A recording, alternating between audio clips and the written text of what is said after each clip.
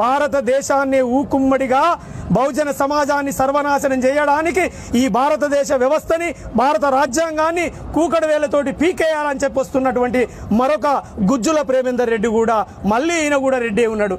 దళిత బహుజనులలో అనేక కార్యక్రమాలు ఇస్తూ దేవుళ్ళ పేరుతోటి మతాల పేరుతోటి నేను దేవుళ్ళని మతాలని తప్పుపట్టట్లేదు, నీ కార్యక్రమం నీ సంస్కృతిని కొనసాగించుకో, అందులో ఊకుమ్ముడిగా ఊడిగం చేపించుకున్న వాళ్ళని మా దళిత బహుజన సోదరులతోటే నీ పార్టీ ఈరోజు జాతీయ పార్టీగా మారింది.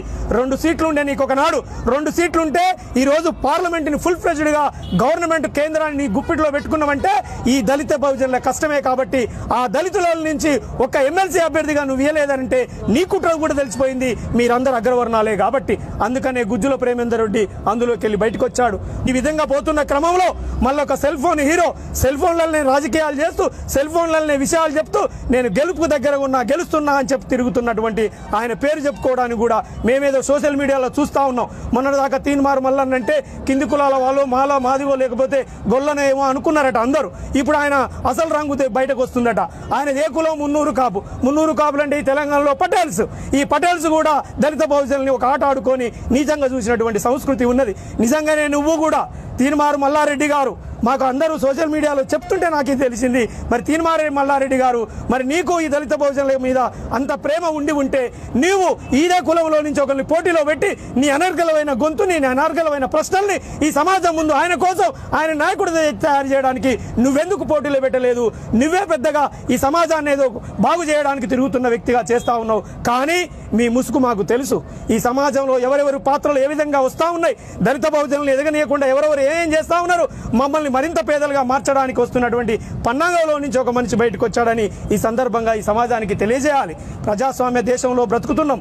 మేమందరం సమస్యల గురించి మాట్లాడుకునే అవకాశాలు భారత రాజ్యాంగం ఇచ్చింది. మా ప్రజల్ని చైతన్యం చేసుకొని ఈ ప్రజల ద్వారా ఈ ప్రజల అభిప్రాయాలని ఓట్లుగా మలుసుకొని ఈ రాజ్యాధికారం పోయి ఈ రాజ్యాధికారాన్ని సాధించుకున్న తర్వాత సమస్యలు లేని రాష్ట్రంగా ప్రతి మనిషి ఆనందంగా బ్రతికి ఒక అందంగా జీవించే వ్యవస్థని క్రియేట్ చేయడం కోసమే ఎస్సీ ఎస్టీ బీసీ మైనార్టీల తరఫున పోటీలో ఉన్నది.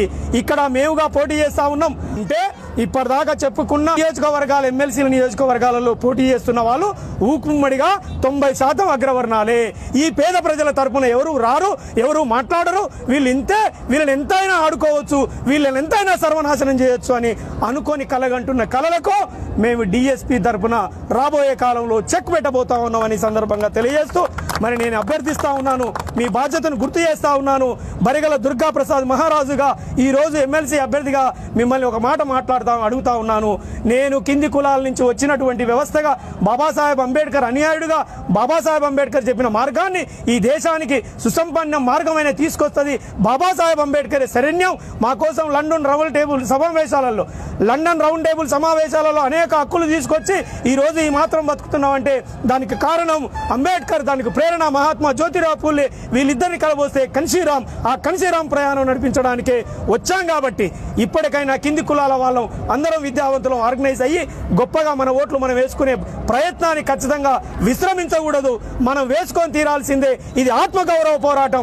దేశాన్ని తాకట్టు పెట్టడానికి వచ్చిన వర్గానికి ఆత్మగౌరవంగా ఎస్సీ ఎస్టీ బీసీ మైనార్టీలని నిలబెట్టడానికి వచ్చిన ఎన్నికలాగా మేము ఈ సమాజాన్ని అడుగుతా ఉన్నాం. కాబట్టి ఎవరి పక్షాన ఉండి ఎవరికి ఓటేస్తారో మీరే తెలుసుకొని గొప్పగా మీ జడ్జిమెంట్ని ఇవ్వాల్సిందిగా మరొక్కసారి విజ్ఞప్తి చేస్తూ బరిగల దుర్గాప్రసాద్ మహారాజ్ అనే పేరుంటుంది. ఆ పక్కన మీరు ఒకటో అభిప్రాయం మొదటి ప్రాధాన్యత ఓటును వేయాల్సిందిగా నేను అభ్యర్థిస్తూ మరి ప్రయాణం చాలా ఉన్నది. ఇంకా 8 జిల్లాలు తిరగాలి. ఇంకా 20 మీటింగులు ఉన్నాయి. మాకు ఆహ్వానిస్తూ ఉన్నారు. రోజుకు 4 మీటింగ్లు చేసుకుంటూ తిరుగుతూ ఉన్నాం. మా సమాజం మమ్మల్ని ఆహ్వానిస్తూ ఉన్నది. రెండన్న సరిగ్గా నిర్ణయం తీసుకున్నారు. మీరు బలంగా పనిచేస్తూ ఉన్నారు. సక్సెస్ని తీసుకొస్తుంది. మీరు రండి, మేము ఏర్పాట్లు చేస్తామని పిలుస్తూ ఉన్నారు. అనేక సందర్భాలలో అనేక మీటింగ్లలో అనేక సామాజిక వర్గాలు వచ్చి మాకు మద్దతు తెలుపుతూ ఉన్నాయి. రాబోయే కాలంలో మరొక 2 రోజులు 3 రోజుల తర్వాత ఎవరెవరు మద్దతు తెలిపారు, ఎవరెవరు మా వెనక ఉన్నారు, ఎవరెవరిని మనం గెలిపించడానికి ప్రయత్నాలు మేము ఆత్మగౌరవం నినాదంతో పోతున్న ఈ వేదికని ఎవరెవరు అభినందించి ముందుకు కొనసాగించడానికి వచ్చారో అది కూడా తెలియజేస్తాం. కాబట్టి ప్రజాస్వామ్యంలో అందరూ పోటీ చేసుకోవచ్చు. ప్రజాస్వామ్య వ్యవస్థని కూని చేస్తున్నారు కాబట్టి మీ అందరి బట్టలు ఈడ ఇప్పడానికి నేను ప్రయత్నం చేశాను. కానీ ప్రజాస్వామ్య వ్యవస్థని మేము బాగు చేస్తామని మీ ఆస్తులన్నీ సమానంగా పంపిణీ చేయండి, అప్పుడు మిమ్మల్ని నమ్ముతాం. అప్పటిదాకా మేము నమ్మే అవకాశమే లేదని చెప్పి తెలియజేస్తూ మీరందరికీ మల్ల మీద మొదటి ప్రాధాన్యత ఇవ్వాల్సిందిగా, మొదటి ప్రాధాన్యత ఓటుగా వేయాల్సిందిగా మళ్ళొకసారి అభ్యర్థిస్తా ఉన్నాను. అందరికీ పేరు పేరున జై భీమ్, జై భారత రాజ్యాంగం.